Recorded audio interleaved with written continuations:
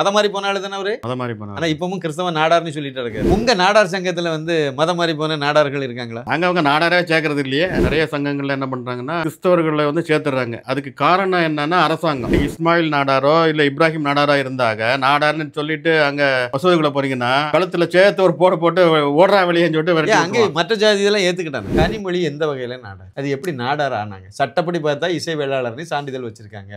அப்பட வீட்டுல அதை தான் குறிப்பிடுறாங்க. எல்லாம் பணம் பெட்டி வந்து யாரா இருந்தாலும் நாடார் சங்கத்துல வரேன்னா விட்டுருவீங்க. ஆமா நான் இல்லங்க. சின்ன பசங்களை வந்து மதம் மாத்துறதுக்கு மூளை செலவு செய்யறதுக்கு பயன்படுத்துறாங்க. எவ்வளவு அயோக்கியத்தனம் பாருங்க. பணத்தை அங்க இருந்து வெளிநாட்டு பணங்கள் அவ்வளவு நன்கொடைங்கிற பேர்ல வாங்கி ஏழைகளை நான் முன்னேற்றேன்னு சொல்லி இவனும் அங்க ஆடம்பர பங்களா வச்சு 4 மாவடியில உள்ள மோகன் சி லாசரஸ் வீட்டை இப்ப உள்ள நுழைஞ்சா இப்ப அங்க பெரிய பூதங்கள் விளக்கலாம் குட்டி போட்டு ஜெபம் செய்தால் உன்னுடைய நோய் குணமாகுது. குருடர்கள்லாம் வந்து பார்வையோட போறாங்க. ரைட்டு. மோகன் சி லாசரஸ் எதுக்கு ஆஸ்பத்திரி கட்டி வச்சிருக்கேன்? இல்ல அதுதான் சொல்ல வரேன். இப்போ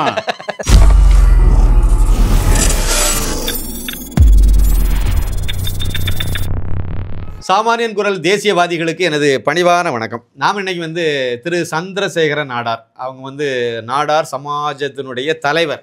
அவங்க கிட்ட சும்மா ஒரு சின்ன கலந்துரையாடல் நம்ம பண்ணலாம்னு வந்திருக்கோம். வணக்கம் அண்ணாஜி. வணக்கம். வணக்கம். சாமானிய நேயர்களுக்கு அனைவருக்கும் வணக்கம். பொங்கல் வாழ்த்துக்கள். ஒரு சின்ன தகவல். இது நான் எழுதி திரு அண்ணாமலை IPS அவர்களால் வெளியிடப்பட்ட மோடியின் தமிழகம் புத்தகம். இதை ஏராளமான பேர் வாங்கியிருக்கீங்க. இன்னும் வாங்காதவங்க கண்டிப்பாக இந்த புக்கை வாங்குங்க. இது திரு அண்ணாமலை அவர்களுடைய கரத்தை வலுப்படுத்துகிற விதமாக இருக்கும். 2026 சட்டமன்ற தேர்தலில் ஏதோ நம்மளால் முடிஞ்ச ஒரு பங்களிப்பு மாதிரி நான் இதை எடுத்துகிட்டு போகிறேன். நிச்சயமாக இந்த புக்கை நீங்கள் அவர் நேரம் வாங்கணும். ஒன்றும் இல்லை, எனக்கு உதவுறதை நினச்சி வாங்குங்க. வாங்கிட்டோமேங்கிறதுனால ஒரு அத்தியாயத்தை படிங்க, மிச்சத்தை தானாகவே நடக்கும். இதை வாங்குறதுக்கு நீங்கள் ஒன்றும் செய்ய வேண்டாம். தமிழகம் பாண்டிச்சேரியில் வந்து கொரியர் செலவோட சொத்து 400 ரூபாய். அதாவது வாட்ஸ்அப்பில் வந்து அட்ரஸ் அனுப்பிவிடுங்க. ஜிபே அல்லது ஃபோன்பே மூலமாக நீங்கள் பணத்தை அனுப்பிட்டா போதும். தமிழகம் பாண்டிச்சேரிக்கு 400 ரூபா, மற்ற இடங்களுக்கு மற்ற மாநிலங்களுக்கும் ஒரு புத்தகத்துக்கு வந்து 450 ரூபாய். முடிஞ்ச வரைக்கும் 2 பேருக்கும் 4 பேருக்கும் அந்த புக்கை வாங்கி கொடுத்தீங்கன்னா மிகப்பெரிய உதவிகரமாக இருக்கும். எனக்கு உதவி செய்கிறதா நினச்சி கூட நீங்கள் வாங்கி கொடுங்க. அதன் மூலமாக நம்ம வந்து நம்முடைய இதை எடுத்து சொல்கிற மாதிரி இருக்கும். மோடியினுடைய திட்டங்கள், அவர் என்னெல்லாம் பண்ணியிருக்காரு, இவங்க இந்த திராவிட மகன்கள் எப்படியெல்லாம் மறைச்சிருக்காங்கிறத இதில் கொஞ்சம் முடிஞ்ச வரைக்கும் விரிவாக எழுதியிருக்கும். 368 பக்கங்கள் எழுதியிருக்கேன். 27 அத்தியாயங்களில் இது இருக்குது. கண்டிப்பாக வாங்கி படிக்கணும். நம்பர் சொல்கிறேன், நோட் பண்ணிடுங்க. 9092356441 9092345641. இதுதான் வாட்ஸ்அப் நம்பர். வாட்ஸ்அப்பில் அட்ரஸ் அனுப்பிவிடுங்க. இதுதான் ஜிபே அல்லது ஃபோன்பே நம்பர். ஜிபே அல்லது ஃபோன்பே மூலமாக பணத்தை அனுப்பிடுங்க. நன்றி. அண்ணாஜி, உங்கள்கிட்ட ஒரு முக்கியமான விஷயம் பேசணும். நீங்கள் வந்து திருநெல்வேலி சீமையை சேர்ந்தவங்க. நான் அதுக்கு அடுத்து கன்னியாகுமரி. முக்கியமான ஒரு விஷயம் வெளியே பெருசாக தெரியாமல் ஓடிக்கிட்டு இருக்க வண்டி என்ன அப்படின்னா, இந்த மோகன் சி லாசரஸ்ன்னு ஒரு போலி மதவாதி ஒன்று அலைஞ்சிட்டு இருக்குல்ல, ஒரு ஃபோர்ஜரி 420 ஒன்று சுற்றிட்டு ஊரை ஏமாற்றிட்டு அடக்கு பாருங்க. அந்த மோகன் சி லாசரஸுக்கு வந்து ஏதோ பிரச்சனை. மதம் மாறி போன ஆளு தானே அவரு? ஆமா ஆமா, மதம் மாறி போன. ஆனால் இப்பவும் கிறிஸ்தவ நாடார்னு சொல்லிட்டு இருக்காரு. இல்ல அவரு சொல்ல மாட்டாரு. அவர் வந்து சொல்லல. அவர் பின்னாடி போறவன் தான் சொல்லிட்டு பின்னாடி போறவன் அவர் நாடார், கிறிஸ்தவ நாடார்னு சொல்றாரு. அவர் நாடார். அவர் என்ன சொல்றாருன்னா, நீ இயேசுவை ஏற்றுக்கொண்டால் நீ ஜாதியை பார்க்க கூடாது.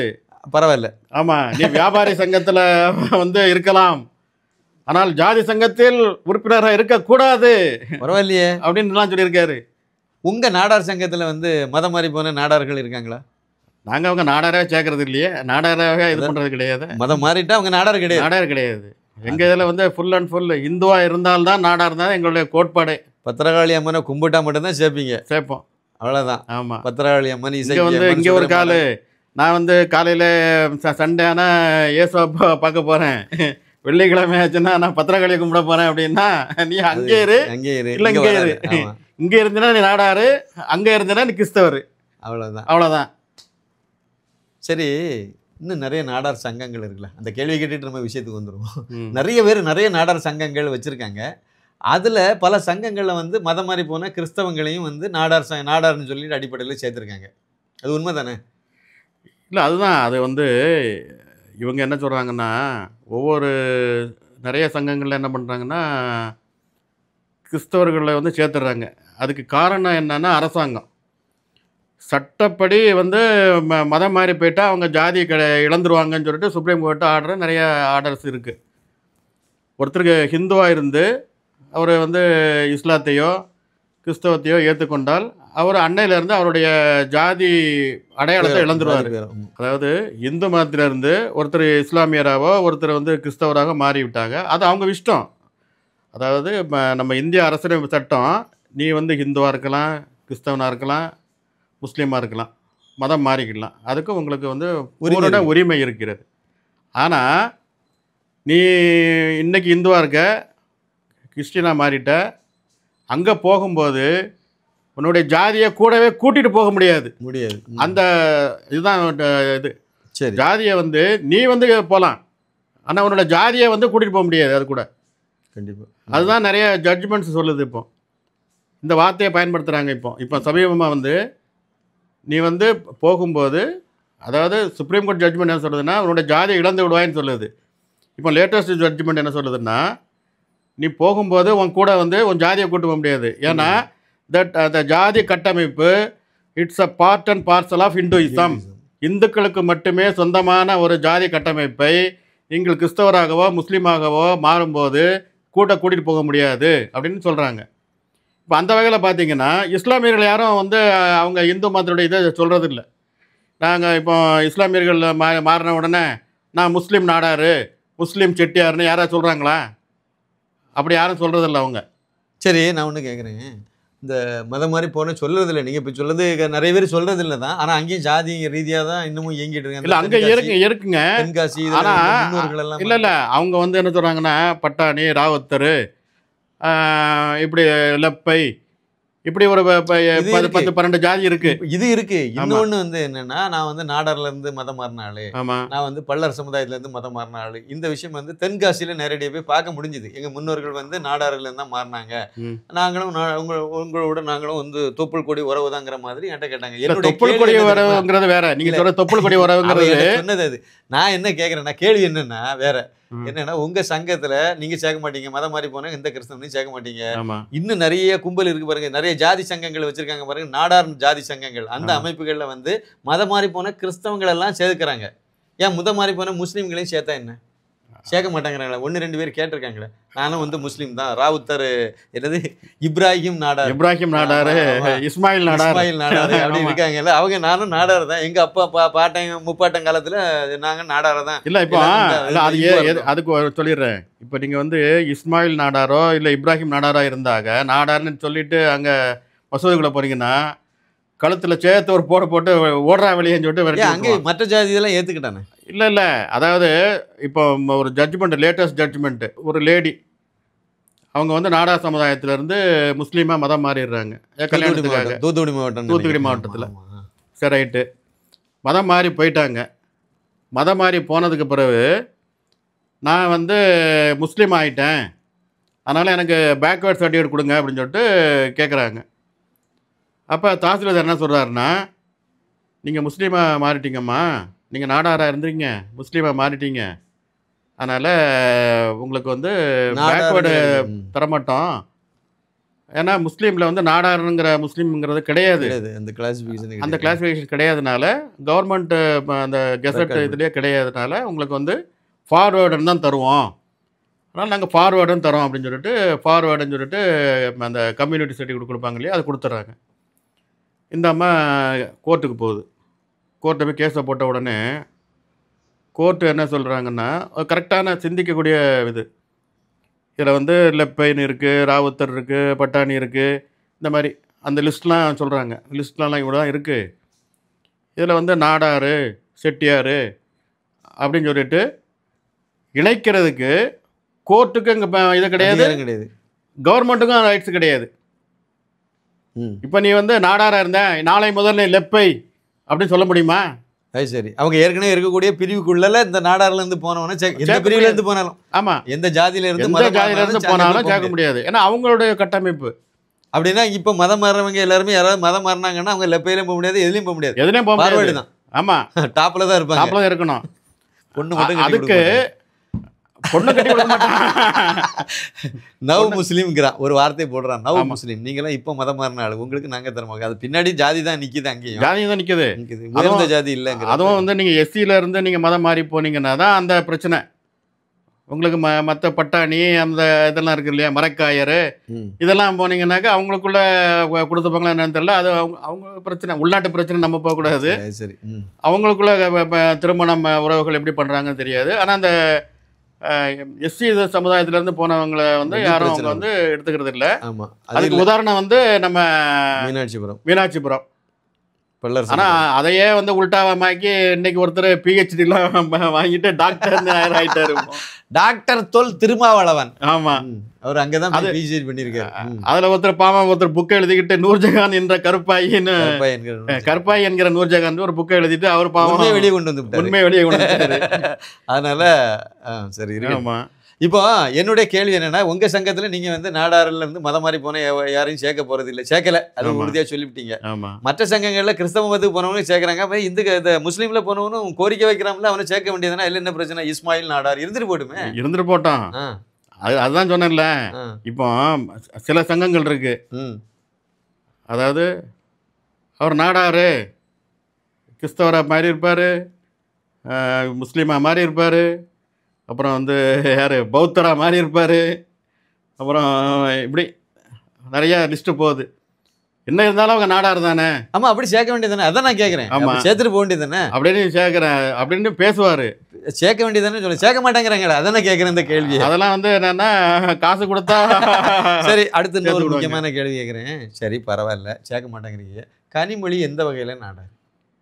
அது எப்படி நாடார் ஆனாங்க? சட்டப்படி பார்த்தா இசை வேளாளர்னு சான்றிதழ் வச்சுருக்காங்க, அப்பட வீட்டில் அதை தான் குறிப்பிடுறாங்க. அப்போ அவங்க இசை வேளாளருங்கிறத அவங்க பயனால சொல்லும்போது இசை வேளாளருங்கிறத சொல்கிறாங்க. அப்போ நாடார் இல்லை, அப்புறம் எப்படி நாடார்னு சொல்லி அதான் சொல்கிறேன்ல, திருநெல்வேலியில் நாடார் சங்கத்தில் அந்த அம்மா போச்சுல எலெக்ஷனுக்கு முன்னாடி. இது எப்படி எந்த கணக்கில் அதை வீட்டுக்கு அந்த உள்ளே ஏற்றுனாங்க நிர்வாகிகள்? மரக்கலந்து, அது எல்லாம் மரக்கலந்து இல்லை, எல்லாம் பணம் பெட்டி வந்துன்னா அப்படின்னா இசை வேளாளர்ல யாரா இருந்தாலும் நாடாறு சங்கத்துல வரேன்னா விட்டுருவீங்க. ஆமா, நான் இல்லைங்க, எங்க சங்கத்துல தான் வந்து நீ வந்தா வரலன்னா போ, அவ்வளவுதான். ஆமா, நாடா இருந்தா சங்கத்துல வந்து சேர்ந்துக்க, நீங்க ஒரிஜினல். ஆமா, இப்படிதான் மாதிரி காசுக்காக நாங்க வந்து இது பண்றது விலை போற ஆளு கிடையாது. ஆமா ஆமா.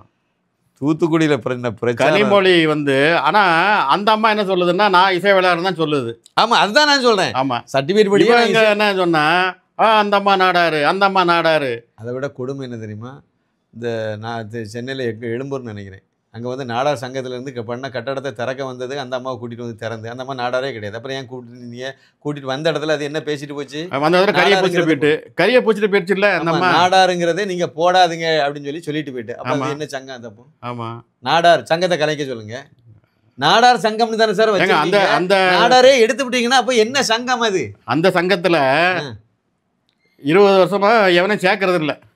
அங்கே இருக்கிறவன் மட்டும் தான் இருந்துக்கிட்டு அவனுங்களே தான் உட்காந்துட்டு இவர் போனால் அவர் வர்றாரு, அவர் போனால் இவர் வர்றாரு, மாற்றி மாற்றி நல்லா என்ஜாய்மெண்ட். அதாவது நாடாருங்கிற பேரை சொல்லி பிழைப்பு நடக்குது. ஆமாம், வயிறு வளர்த்துட்டு இருக்காங்கன்னு சொல்லுவீங்க. அதான் அசிங்கமாக இது வெளியே சொல்ல கேவலம் தான் அது.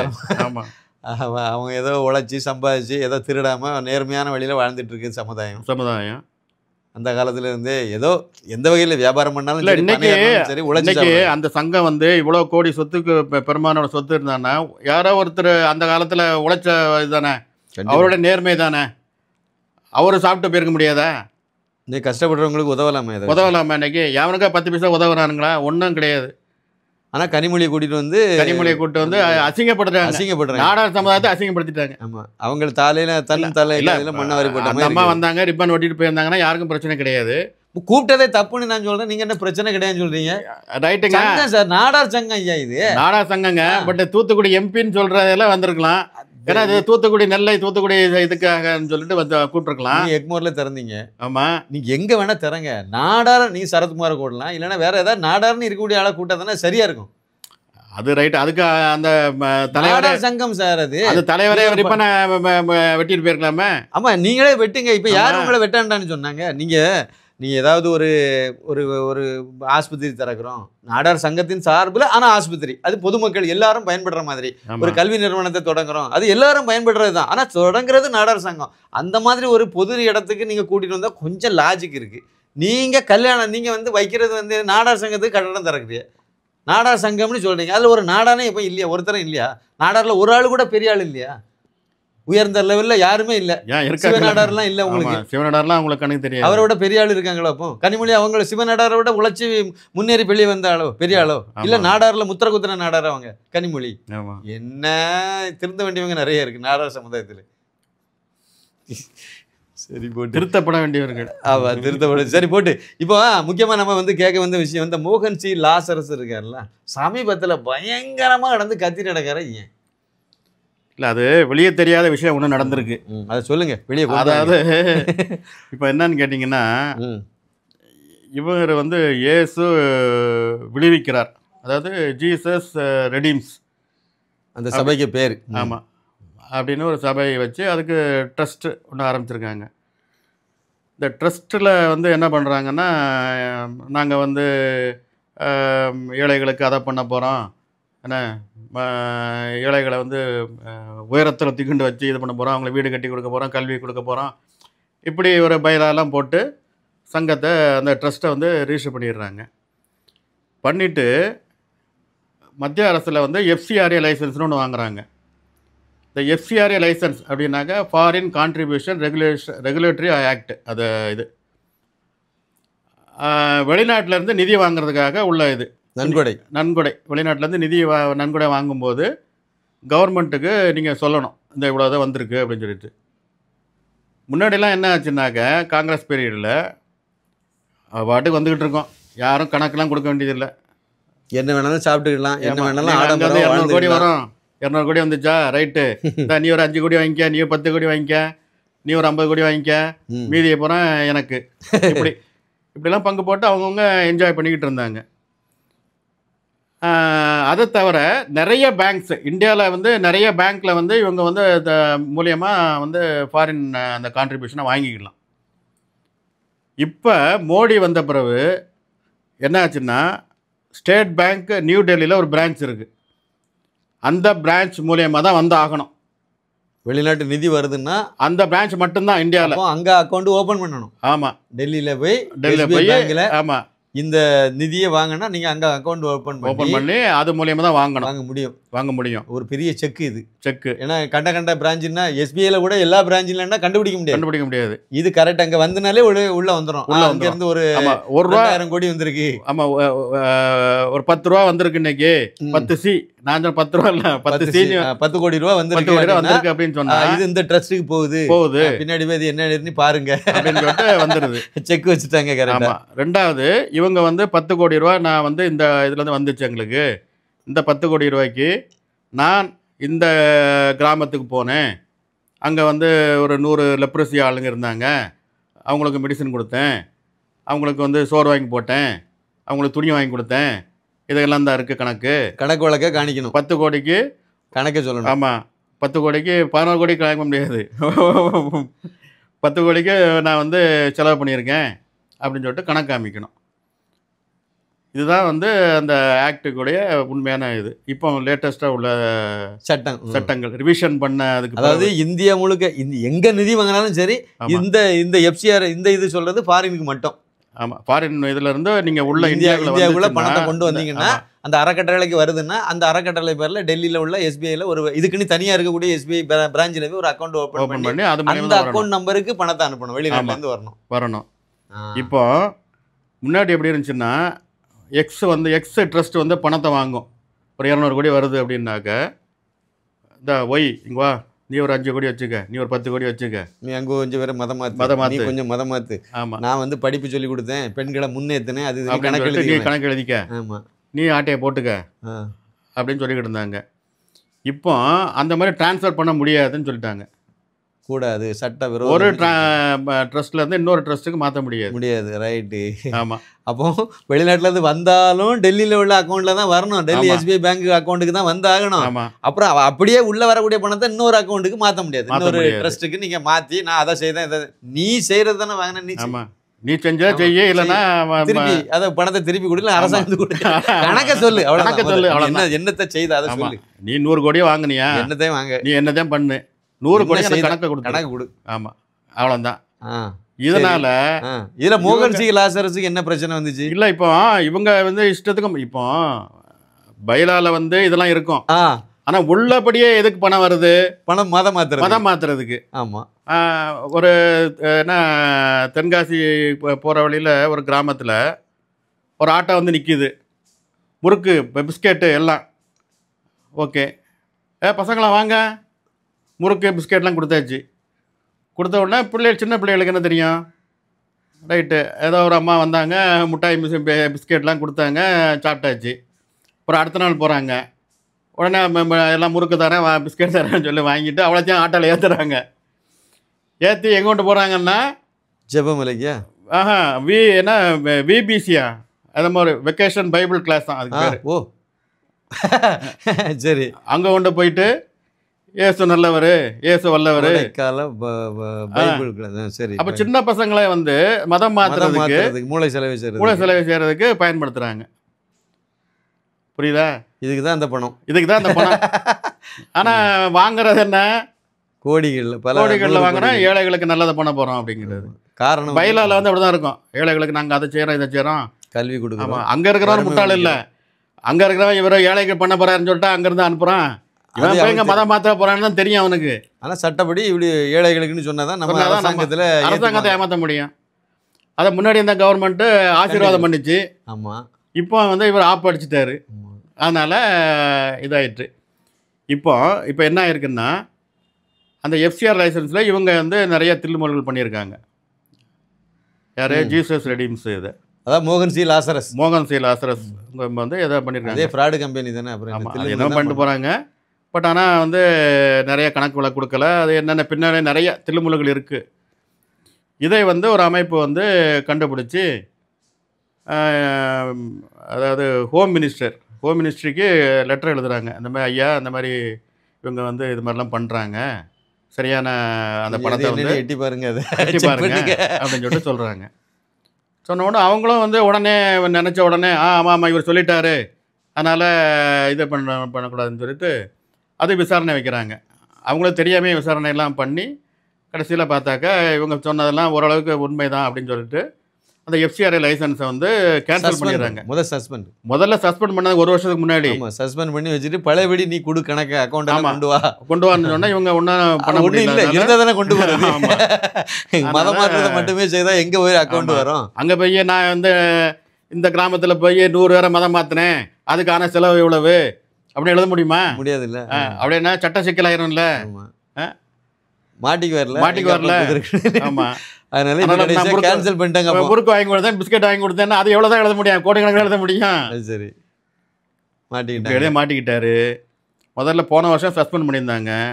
இப்போ நியூ இயருக்கு வந்து எல்லாருக்கும் மகிழ்ச்சிகரமான செய்தி. ஆக்சுவலாக அது 3ஆம் தேதி நினைக்கிறேன் இந்த மாதம். இந்த 2000 பிறந்த உடனே குழி வச்சாச்சு. என்ன ஆனால் அதுதான் கிடந்து கதறது பாரு. அது வந்து இப்போ கதறது என்ன கதறல் முட்டெல்லாம் உடஞ்சி பெறும் பிறகு அவ்வளோ தூரம் முட்டங்கள் போட்டு ஜெபம் பண்ணிட்டு இப்போ ஏசப்பா வந்து அவரை மோடியை ஒழிச்சிருங்கப்பா. ஆமாம், அவரை வந்து ஆக்கிருங்களாப்பா. அமித்ஷா இன்னொருத்தன் பேசியிருக்கான், அமித்ஷாவை கொல்லுங்கள், மோடியை கொல்லுங்கள், உணர்ச்சி வசப்பட்டு ஸ்டாலினை கொல்லுங்கள்னு சொல்லிட்டான். இல்லை, இயேசுக்கு வேற வேலையே கிடையாது. இவனுக்கு சொல்றதெல்லாம் கொல்றதுதான் அவருக்கு வேலையா? அவர் உடனே சாத்தானை ஏவி விட்டுருவார்ல. எவ்வளோ அயோக்கியத்தனம் பாருங்க. பணத்தை அங்கேருந்து வெளிநாட்டு பணங்கள் அவ்வளோ நன்கொடைங்கிற பேரில் வாங்கி ஏழைகளை நான் முன்னேற்றேன்னு சொல்லி இவனும் அங்கே ஆடம்பர பங்களா வச்சு அங்கெல்லாம். அது சகலப்பாடி ஒருத்தர் இருக்காரு, அவருடைய மோகன்தாஸோட சகலப்பாடியான். அவரும் கிறிஸ்டின் தான். அவரு சிஎஸ்ஐ நினைக்கிறேன். ஒரு சிஎஸ்ஐ போல் இருக்கு. ஆமாம். ஆனால் இவங்களுக்குள்ள என்ன பிரச்சனை தெரியல. ஏதோ பங்கு போடுறதில்ல, பங்கப்பிரின்றதில் எதுவும் பிரச்சனை என்னன்னு தெரியல. இவர் வந்து வெளியே சில விஷயங்களை சொல்லிட்டாரு. அதில் தான் ஒருக்கா அடிச்சாங்கல்ல போட்டு பாளையங்கோட்டையில். அது வேற பிரச்சனை இல்லை. சபை சம்பந்தமாக சபை, அது சிஎஸ்ஐ சபைக்குள்ளே ஏதோ பிரச்சனைன்னு சொல்லிட்டு அவர் கொஞ்சம் உண்மையிலும் சொல்கிறாரு இவரை பற்றி. ஆமாம், உண்மையை சொல்கிறாரு. இந்த கிளாஸ் செட்டை எத்தனை 4 லட்சமோ 5 லட்சத்துக்கோ அந்த டாய்லெட்டில் இருக்கிற அந்த கிளாஸ் செட்டே இவ்வளோ இருக்கிறதுலே விலை கூடுன்னு உள்ளதில் கொண்டா அப்படின்னாராம். விலை கூடுன்னு உள்ளது இப்போ அமெரிக்காவில் தான் வாங்கிட்டு வரணும். அதுக்கும் வாங்கிட்டு வந்தாலும் வாங்கிட்டு வந்துருப்பாங்க போய். இப்போ 4 மாவடியில் உள்ள மோகன் சி லாசரஸ் வீட்டை இப்போ உள்ள நுழைஞ்சா இப்போ அங்கே பெரிய பூதங்கள் கிளம்பும். அது மத்திய அரசு தான் பார்க்கணும். அதுக்குள்ள அவ்வளோ உப்பர் விஷயங்கள் உப்பர் இருக்கு. பகவான் தான் பார்க்கணும் அதை. அது இங்கே கனிமொழிக்கே அங்கே வந்து கெஸ்ட் ஹவுஸில் இடம் உண்டுன்னு நான் கேள்விப்பட்டிருக்கேன். அது நமக்கு தூத்துக்குடிக்கு தெரியாது. வரும்போதெல்லாம் அங்கே தங்குறதுக்கு தனியாக செப்பரேட்டாக அங்கே ஒரு இது வச்சுருக்காங்க அப்படின்னு சொன்னால் அங்கே உள்ளவங்க சொன்னாங்க. 4 மாடி பக்கத்தில் இருந்து பேசுனாங்க, இதை சொன்னாங்க, இந்த மாதிரிலாம் வச்சு கொடுத்துருக்காங்க. கனிமொழி அங்கே வந்தாலே தங்குறதுக்கு அவ்வளோ பெரிய கோட்டை உள்ள எவனும் போக முடியாது, யாருக்கும் அனுமதி இல்லை இந்த கிடையாது. மக்களுக்கு ஆடம்பரம் அவ்வளோ பெரிய இது அல்ல. ஒரு ஒர்க் யாரோ பண்ணாங்க உள்ளே போய், ஏதோ ஒரு வேலையை செய்தவங்க, கன்ஸ்ட்ரக்ஷன் சம்மந்தமாக ஏதோ ஒரு சின்ன வேலையை செய்தவங்க தான் அங்கே உள்ளே நீங்கள் போய் பார்த்தீங்கன்னா இவ்வளோ பெரிய விஷயங்கள்லாம் அதுக்கு உள்ளே இருக்குது அப்படின்னு சொல்லிட்டு இருந்தாங்க. சரி இல்லை நடக்கல. அது வந்து அவருடைய பங்களா இங்கேயோ திருநெல்வேலிக்கு இந்த 4 மணி நேரம் திருநெல்வேலிக்கு போகிற வழியில் அதான் தனியாக இருக்குது. தனியாக பங்களா கட்டியிருக்காரு. தனியா இவர் தான் கட்டியிருக்காரு அதை. மோகன் லாசரஸ் அவருடைய சொந்த உபயோகத்துக்காக கட்டியிருக்காரு. சொந்த விபத்தை கட்டியிருக்காருல. ஆமா. அது உள்ளால காம்பவுண்டுக்கு உள்ளே போனீங்கன்னா அது ஒரு ஆமா. தனி உலகமாக இருக்குது. ஆமாம் ஆமாம்.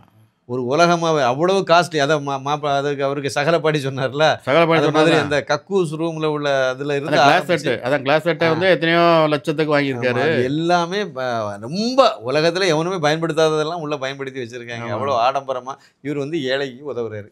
அது ஜெபம் பண்றாரு. சந்தானம் மிஞ்சுன்னா என்ன ஒரு கதை சொல்லுவாங்க. அந்த மாதிரி கதை தான் அது. இல்லை இது இந்த கிறிஸ்தவர்கள் இருக்காங்க இல்லையா? மோடி எதுக்கு இதுதான் காரணம். ஆமாம். பாதிரியார்கள் இப்போ மோடியை இங்கே எதிர்ப்பதற்கு வந்து என்ன சொல்ற, காரணம். இங்கே பிரசங்கம் பண்ணும்போது மதம் மாற்றத்தை தடுக்கிறதுக்காக அவர் பண்ணுறாருன்னு சொல்லுவாரா? அவர் வெளியே வந்து சொன்னாரா? ஃபாரின் ஃபண்டெல்லாம் நிறுத்திட்டான்னு சொல்லுவாரா? அது சொல்ல மாட்டாரு. சொல்ல மாட்டார்ல. இல்ல அமித்ஷா வந்து இந்த மாதிரி இவருடைய வெளிநாட்டு ஃபண்டை நிறுத்தி விட்டாருங்கிறது இங்க சொல்ல மாட்டாரு. இப்போ இன்னைக்கு வரைக்கும் சொல்லலையே, வெளியே ஆமா, சொல்ல சொல்லலையா? மாட்டாரு. அவரு சொன்னாரா? அவர் சொன்னாருனாக்கா நீ என்னைய பிரார்த்தனை பண்ணான்னு கேட்பான்ல. ஆமா. அப்போ வந்து அங்க ஏதோ ஒரு சட்டத்துக்கு புறம்பா ஏதோ பண்ணனால தானே மாட்டியிருக்கு. ஆமா. கணக்கு அவங்க என்ன கேட்டாங்க? கணக்கு தானே கேட்டாங்க. ஆமா. எந்த பணம் இதுக்கு வாங்கியிருக்கா, அந்த இதுக்கு செலவு பண்ணியா, என்ன செலவு பண்ணா ட்வீட் அக்கௌண்ட் ஆமா. முடிஞ்சு போச்சு. முடிஞ்சு செலவு போச்சு. பண்ணா தானே கணக்கு காணிக்க முடியும். ஆமா. நான் கிளாஸ் செட் வாங்கினேன் 5 ஆமா, லட்சம் அதான் சொல்ல ரூபாய்க்கு, முடியும். பங்களா கட்டினேன், சொகுசு பங்களா கட்டினேன் அப்படின்னு சொல்லிட்டு கணக்கு கொடுத்தா இவன் கிறிஸ்தவன் நாளைக்கு காணிக்க கொடுக்க மாட்டான். ஆமா, தசம பாகம். தசமா பாகம்ல. நீ 100 ரூபா கொடுத்தீங்கன்னா கர்த்தரை இவ்வளோன்னு தான் ஆசீர்வதிப்பாரு. நிறைய கொடுத்தீங்கன்னா உன்னை என்ன பெரிய மடங்கு நம்ம பண்ணுவாரு. அதுல சில கொடுமைகள்லாம் நீங்க நகையெல்லாம் கலத்தி கொடுங்கன்னு சொல்றாங்க. அது வேற கோஷ்டி. அது ஆமா, இன்னும் ஒரு அது இன்னொருத்த வந்து பண்ணான். காணிக்கை பெட்டி கொண்டு வருவாங்க, காசை போடு, ரூபா இல்லையா செக்கை போடு, செக் இல்லையா மோதிரத்தை அவுத்து போடு, செயின் அவுத்து போடு, அதுக்கும் ஒன்றும் இல்லையா நீயே போய் காணிக்கை பெட்டியில் விழுந்துரு. நீயே போய் காணிக்கை பெட்டியில் விழுந்துருன்னா கும்பலாவே இருக்கு. ஆமாம், எல்லாமே சுருட்டுறது தான். இப்போ அந்த தசம பாகம்னு ஒன்று கிடையாதுன்னா இன்றைக்கி வந்து சபையில் வந்து 10% கூட இருக்காது. இந்த ஆர்சி சிஎஸ்ஐ இப்படி 2-3 இதுதான் இருக்குமே தவிர மற்ற அந்த ஈசல் மாதிரி கிளம்புதில்ல ஜெப வீடு, அந்த இவர் எஸ்ட்ரா சர்க்கணும், எஸ்ரா சர்க்கணும், அந்த மாதிரி கேஸுங்கள்லாமே எல்லாமே வர்றதெல்லாம் திருநெல்வேலியிலேருந்து தான் கிளம்பி வருது. அது தினகரனா இருந்தாலும் சரி தான், எஸ்ட்ரா சர்க்கணுமா இருந்தாலும் சரி தான், இது எல்லாமே மோகன் சி லாசரஸா இது எல்லாமே ஆரஞ்சு உங்க ஏரியால இருந்து வருது.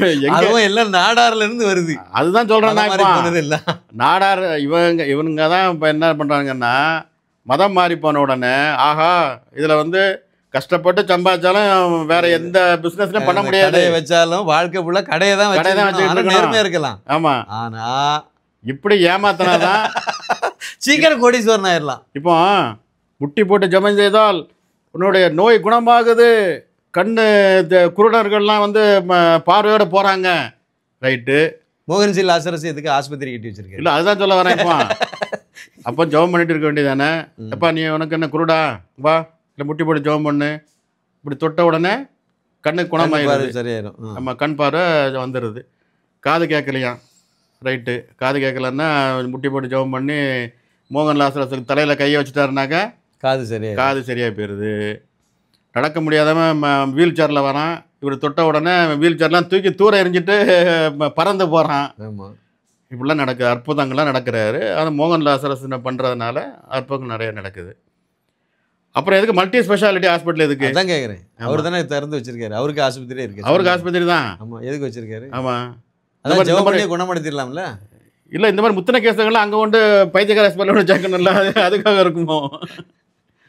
எப்படி போகுது பாருங்க. மக்கள் தான் அதான் அவரை பின்பற்றி வரக்கூடிய அவரை நம்புறவங்க தான் முதல் யோசிக்கணும். அந்த இடத்துல நம்புறவங்க தான் யோசிக்கணும். நம்ம அதுக்கு போறது இல்லை, நம்ம போறது இல்லை.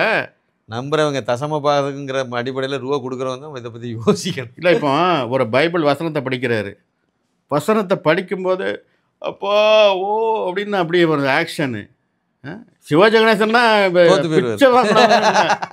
நடிகர் திலகம்னு பேர் வச்சிருக்கீங்க. இந்த ஆளுகிட்ட முன்னாடி தான் நீங்க நிக்க முடியாது. முடியவே முடியாது. ஆமா. எத்தனை 100 மடங்கு நடிகர் திலகங்கள்லாம் இருக்கிறாங்க நாட்டுல. சரி, நான் இன்னொன்று கேட்கணும். கடைசியாக ஒரு கேள்வி வச்சுக்குவோம். முகர்ஜி லாசரஸை பற்றியே தான். 2014 மோடி பிரதமர் ஆகிட்டார். 2019 எலெக்ஷனுக்கு முன்னாடி இந்த ஆள் இந்த இது முட்டு போட்டு ஜெபம் பண்ணார். ஆமாம். இனிமே அடுத்து மோடி பிரதமரை வரக்கூடாதுன்னு ஜெபம் பண்ணார். வரமாட்டாரு சொல்லிட்டாரு அப்படின்னாரு. ஆமா. ஆனால் அவர் அங்கே பிரதமர் ஆகிட்டார். ஆமா. 2019 பிறகு 2024 வரவே வரமாட்டாருன்னு பழையபடியும் அவர் வந்துட்டாரு. ஆமா. இன்னமும் அந்த மக்கள் நம்புதை இவரை. அது மாதிரி யோகி வரமாட்டாருன்னு சொல்லிட்டு வரக்கூடாது அப்படின்னு சொல்லிட்டு வரக்கூடாதுன்னு சொல்லிட்டு எல்லாரும் முழங்கால் போட்டு ஜெபியுங்கள், ரொம்ப ஆக்ரோஷமாக ஜெபியுங்கள் அப்படின்னாங்க.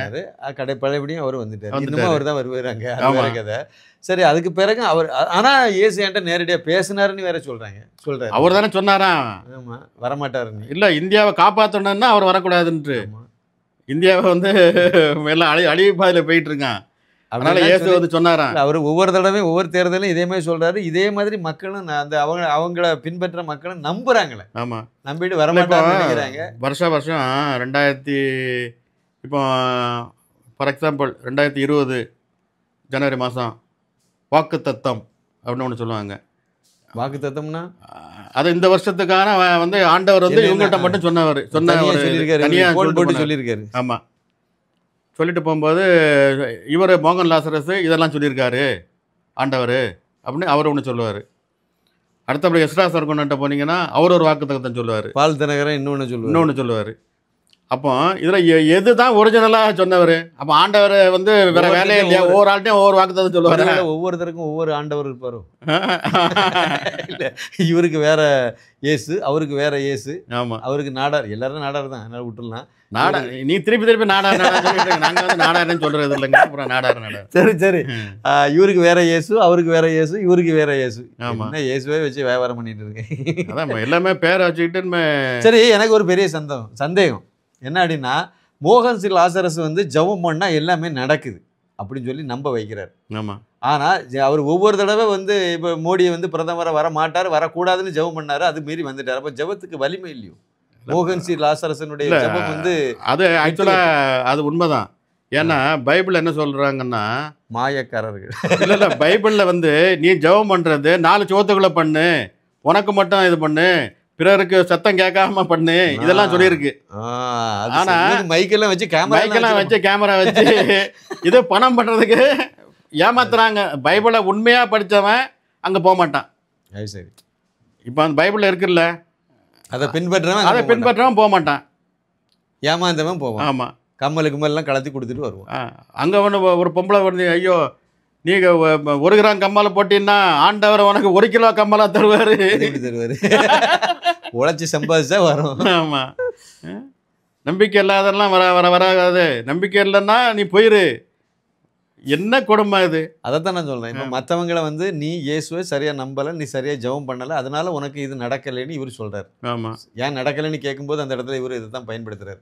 நீ சரியாக நீ ஜெபம் பண்ணலை, நீ இன்னமும் நான் அழுத்தமாக ஜெபம் பண்ணல, இன்னமும் நீ முறையாக ஜெபம் பண்ணல, இன்னும் நீ தீவிரமாக பண்ணணும், பண்ணாதான் நடக்கணும். இவர் மோடி பிரதமர் ஆகக்கூடாதுன்னு இவரு தானே ஜெபம் பண்ணாரு. அப்போ இவரே சரியா இப்போ ஜெபம் பண்ணல.